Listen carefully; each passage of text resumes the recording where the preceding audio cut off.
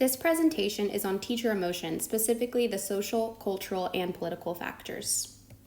Like my peers, the first article I read was Teacher Emotion Research, introducing a conceptual model to guide future research. This article provides an amazingly organized and rich literature review that covers the different conceptualizations of teacher emotion. Once the authors are done highlighting the literature that already exists, they propose a conceptual model that presents their findings.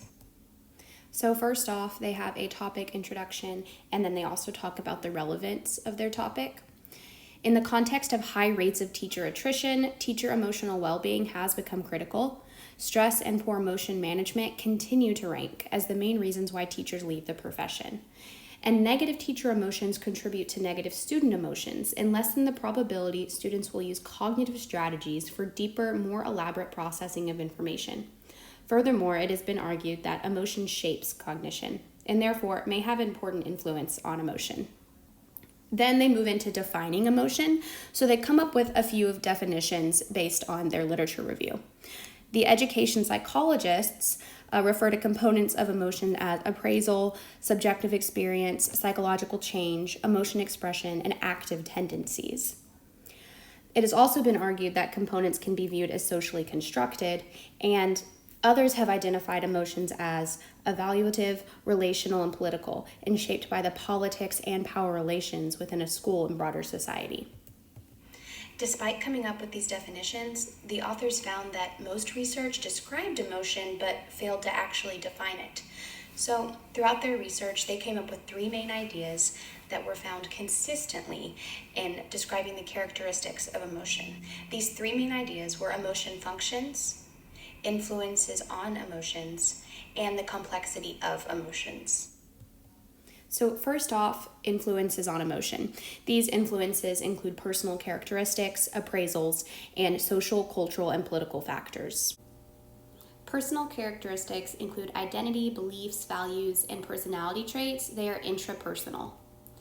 Appraisals link these intrapersonal aspects with the outward expressions of emotions. Appraisals are the internal assessment of one's emotions that assign them meaning based on that person's interaction with their environment. Social, cultural, and political factors are placed outside of the intrapersonal on this model, but their placement is not representative of their influence. Cognition cannot be separated from the social and cultural influences that shape them and are shaped by them.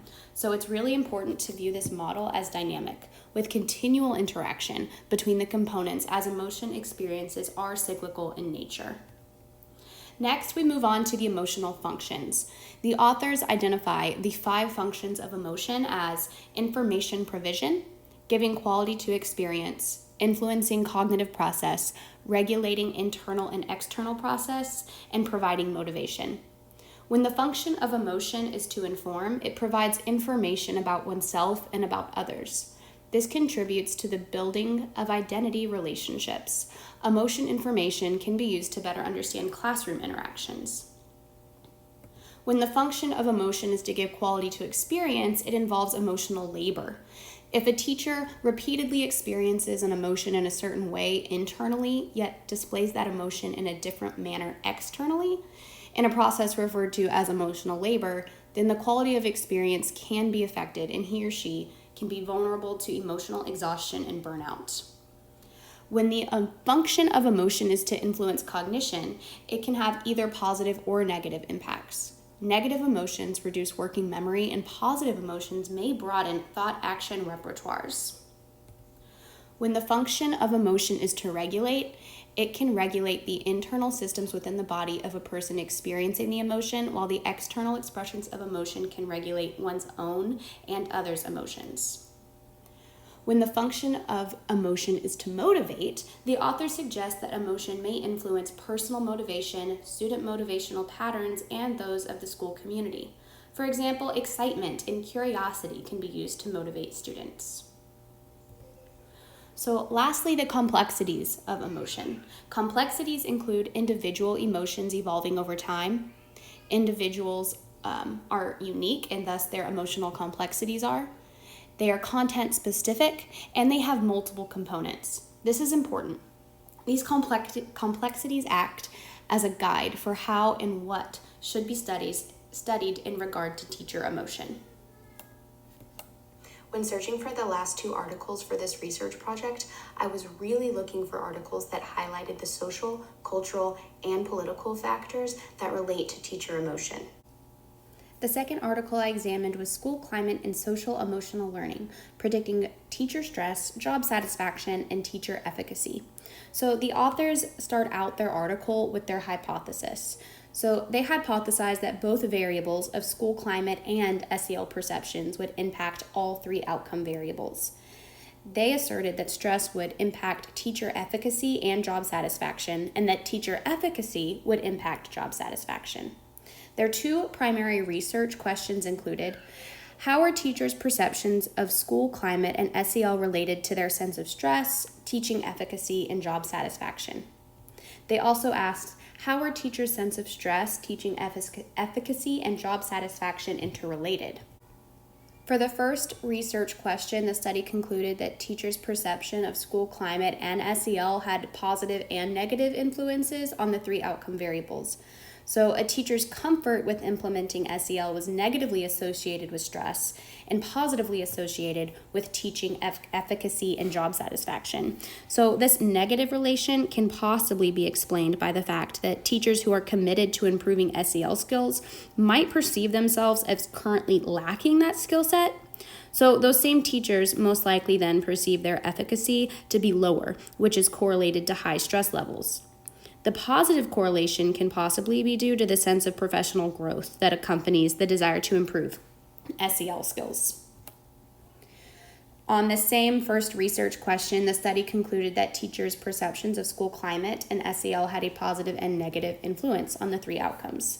The higher commitment to improving SEL skills has mixed results. It was positively associated with stress, however, it was also positively related to job satisfaction. For research question 2, how are teachers' sense of stress, teaching efficacy, and job satisfaction interrelated? Well, they in fact found that all 3 outcomes are interrelated. So stress influenced teaching efficacy and job satisfaction, and teaching efficacy influenced job satisfaction. Stress from student behavior was negatively related to teacher efficacy, and then workload stress and teaching efficacy were both directly related to job satisfaction. Clearly, good behavior from students will lower stress. It can also be assumed that if a teacher perceives her students to be more behaved and motivated, they would be more confident in their teaching efficacy. Similarly, if students are well behaved, more time can be spent on teaching rather than classroom management. This would make their job more satisfying. The author closes, of course, with some final thoughts about how their research is crucial or important to the field of education. The authors assert and realize that teaching is an insanely stressful job. However, they highlight that if teachers have confidence in their ability to engage students, implement great classroom management, and provide amazing lessons, that the impact of that stress is not negatively correlated to job satisfaction. This has direct impacts, of course, on teacher retention, burnout, school culture, and thus the students' emotional and academic success. The last article I decided to read and take a look at is Teachers and the Emotional Dimensions of Class in Resource-Affected Rural Australia. So this study examined how class advantages and disadvantages are emotionally embedded into educational settings, while also arguing that moral descriptions of class by teachers are powerfully shaped by dominant sociocultural constructions of rurality that equate the rural with agriculture. The study interviewed teachers and administrative staff in rural and remote areas within the state of Queensland to describe how rural class differences are symbolically made in the narratives of teachers through normalization.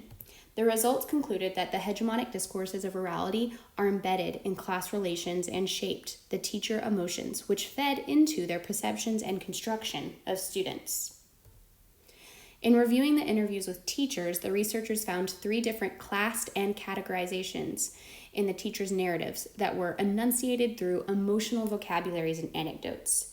In each of these categories, teachers draw emotionally charged differences between the urban middle class and the rural working class, the unemployed and the employed, country kids and mining kids. To start off with, in reviewing the interviews, again, remember these teachers used vocabularies and anecdotes that had really emotionally charged meanings behind them. Whenever they described the rural working class, they described these children as not headed towards a college or university. They were defined as at risk with low literacy and poor attendance, and they were described as having negative values and behaviors.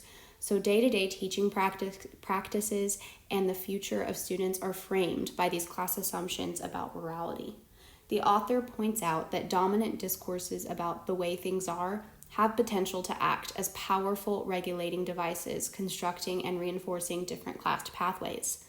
The emotionally charged language of the teachers within the interviews outlined internalized perceptions about their students. When looking at the differences between how they described the employed and unemployed, the unemployed were seen as not belonging in the rural landscape. They were said to pollute the rural, which stands for industry, self-reliance, and innovation.